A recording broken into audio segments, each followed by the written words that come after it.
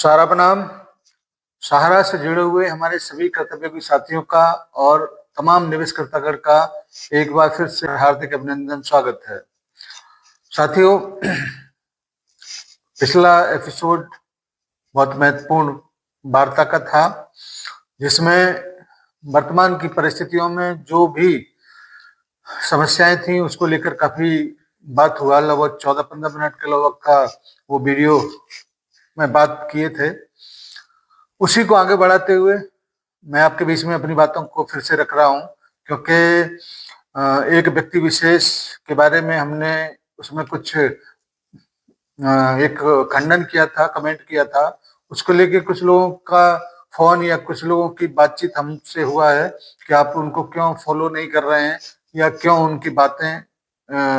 से असहमति दिखा रहे हैं। तो मैं ये कहना चाहूंगा कि मैं हिंदुस्तान में केवल एक ही संस्था का सहमति रखता हूं और उसी के साथ मैं अपनी बातों को रखने का प्रयास करता हूं, वो है सहारा इंडिया परिवार। इसके अलावा किसी भी व्यक्ति के साथ कोई भी सहमति किसी विचारों पर नहीं हो सकती, क्योंकि हमारा जो नैतिक कर्तव्य है वो या कोई उद्देश्य है वो केवल सहारा के निवेशकों का भुगतान, सहारा के कार्यकर्ताओं को रोजगार और संस्था के हित में जो भी बात है उसको कहना, बताना, सुनना।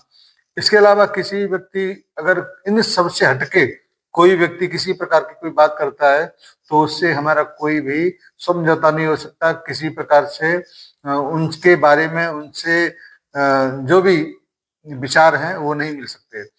इसीलिए आपके बीच में फिर से मैं अपनी बातों को कहने, बताने, समझाने आया हूं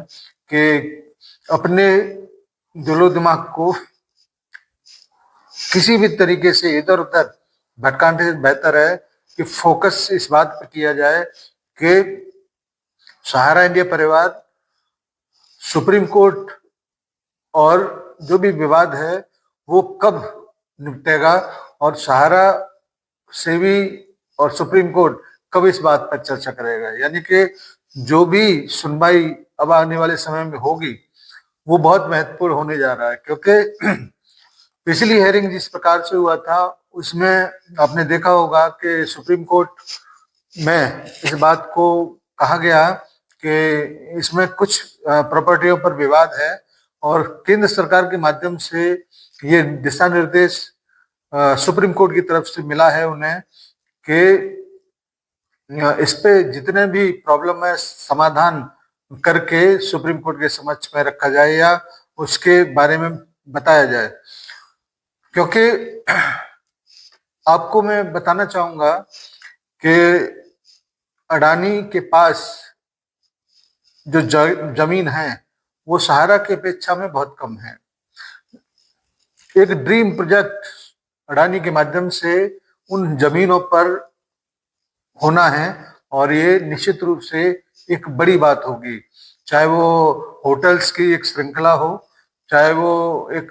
टाउनशिप को डेवलप करने की बात हो, चाहे वो किसी प्रकार की बात हो। क्योंकि आज सहारा किसी वजह से कुछ फंडिंग की वजह से फंसा हुआ है तो अपने जो भी महत्वाकांक्षी प्रोजेक्ट हैं वो नहीं कर सकता, क्योंकि वर्तमान में क्या स्थिति है ये तो आप अच्छी तरह से समझते हैं और इस बात को भी आप अच्छी तरह से समझते हैं कि वर्तमान में निवेशकों की डिमांड या कार्यकर्ताओं का जो डिमांड है वो भुगतान को लेकर ज्यादा है और इन सबकी व्यवस्थाओं को करने के लिए फंड की जरूरत पड़ेगी और फंड एकमुश्त तभी आ पाएगा जब कोई बड़ा डील बनेगा। इस बात को भी आप लोगों को समझना बहुत जरूरी है कि अपने दिमाग से ये बात निकाल फेंकिए कि सहारा की जो प्रॉपर्टी है उसके ऊपर कोई कब्जा कर लेगा, उसको छोटे मोटे दामों में कोई खरीद लेगा या मजबूरी का फायदा कोई उठाएगा। आपको याद दिलाना चाहूंगा कि सुप्रीम कोर्ट की निगरानी में ही ये सारी बातें होनी है और सुप्रीम कोर्ट कोई गांव की, कोई नगर की, कोई नगर पंचायत तो है नहीं कि उसके समक्ष हम लोग कैसे भी करके अपनी बातों को रखेंगे तो कोई फर्क नहीं पड़ेगा। जब किसी बात को रखने के लिए हिंदुस्तान के टॉप जानकार, चाहे वो रियल एस्टेट से हो, चाहे वो फाइनेंशियल इंस्टीट्यूशन से हो, चाहे किसी और जगह से हो, वो जब सलाह करके एक एफिडेविट का निर्माण करते हैं और इस बात को इंडिकेशन देते हैं कि ये जो डील है इससे बेहतर डील अन्य किसी जगह नहीं मिल सकती, तो निश्चित रूप से इसमें सहारा का फायदा है कि एक मुश्त कहीं से रकम आए तो अपने डिपॉजिटर्स, अपने कार्यकर्ताओं को, अपने जितने भी लेनदार हैं उन सबको एक साथ एक मुश्त देकर वो अपने दामन पर लगे हुए कलंक को मिटा सकें। जो सारा श्री जी के द्वारा कमेंट किया गया था कि हम पाई पाई का भुगतान करेंगे, एक एक दिन की ब्याज का भुगतान करेंगे, इस प्रकार की जो कमिटमेंट है उसको करने के लिए ही इन सारी बातों को किया गया है। और आने वाले समय में जब इसको लेकर कोई बात होगी, कोई दिशा निर्देश सुप्रीम कोर्ट की तरफ से जब मिलेंगे तो स्पष्ट तस्वीर क्लियर होगी। वर्तमान में तो किसी भी हालत में किसी को भी सहारा और अडानी का जो डील कितने लाख करोड़ का हुआ है इसके बारे में कोई पता नहीं है, लेकिन जिस टाइम पे ये कंफर्म हो जाएगा, जिस टाइम पर इस पर सुप्रीम कोर्ट का मोहर लग जाएगा और डील कितने लाख करोड़ का हुआ है वो ओपन हो जाएगा, उसके बाद आप ये देखिएगा कि किसी भी व्यक्ति की देनदारी सारण्य परिवार के ऊपर नहीं बचेगी। इसीलिए जब तक सुप्रीम कोर्ट का कोई भी फैसला, कोई भी दिशा निर्देश नहीं मिल जाता,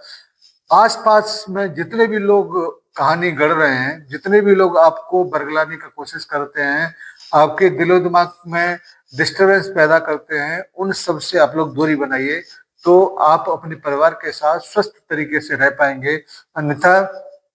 बीपी शुगर तो है ही है, कुछ उल्टा सीधा और कर लिए तो लेने के देने पड़ जाएंगे। इसलिए जब तक सुप्रीम कोर्ट, क्योंकि आज तक सुप्रीम कोर्ट ने सहारा को दोषी नहीं ठहराया है, केवल जो 24,000 करोड़ में रकम जो जमा नहीं कराई थी उसको न कराने की वजह से ही केवल कंटेंट का केस है, बाकी का कोई केस सुप्रीम कोर्ट पर नहीं है, और है भी तो केवल फंडिंग न होने की वजह से है। अगर पैसा अगर जेब में है तो आप लोग देख ही सकते हो कि हर जरूरत को पूरा किया जा सकता है। पैसा नहीं है तो आप केस कर लो, फांसी की सजा दे दो, चाहे कुछ और दंड कर दो, कोई फर्क नहीं पड़ने वाला, क्योंकि उसके हाथ में कुछ नहीं है। इसीलिए ये सब चीजों को खत्म करने के लिए कुछ प्लानिंग शीर्ष प्रबंधन की तरफ से किया गया था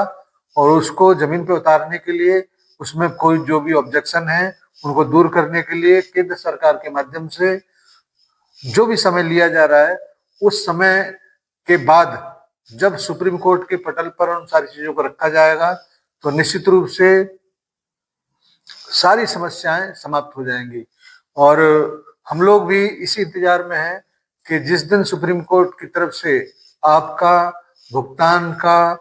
कार्यकर्ता का, लाभांश का जैसे ही दिशा निर्देश मिलता है, उस वक्त ही हम लोगों का जो भी जिम्मेदारी आज की डेट में हम लोग उठाते हैं, समाचार देने का, सूचना देने का, उन समाचार देने की जिम्मेदारी से, सूचना देने की जिम्मेदारी से हम लोग भी मुक्ति पा लेंगे। धन्यवाद आज के इस छोटे से अपडेट के लिए कि आने वाले समय में जो सुप्रीम कोर्ट का सुनवाई होने जा रहा है वो कितना महत्वपूर्ण है, इस बात को आप लोग समझ गए होंगे। और सुप्रीम कोर्ट की सुनवाई तक आप लोग किसी के भी बहकावे में नहीं आएंगे और अपनी संस्था के ऊपर भरोसा बनाए रखेंगे, क्योंकि आज अगर संस्था है तभी हम और आप हैं, तभी भुगतान हो पाएगा, तभी निवेशक सुरक्षित रहेगा, तभी कार्यकर्ता सुरक्षित रहेगा। अगर संस्था के द्वारा अगर आंदोलन का अगर बात किया जाए तो संस्था एक इशारा करेगा, सब लोग सड़क पे आ जाएंगे। जब वो खुद नहीं चाहता कि कोई भी इस प्रकार की कार्रवाई हो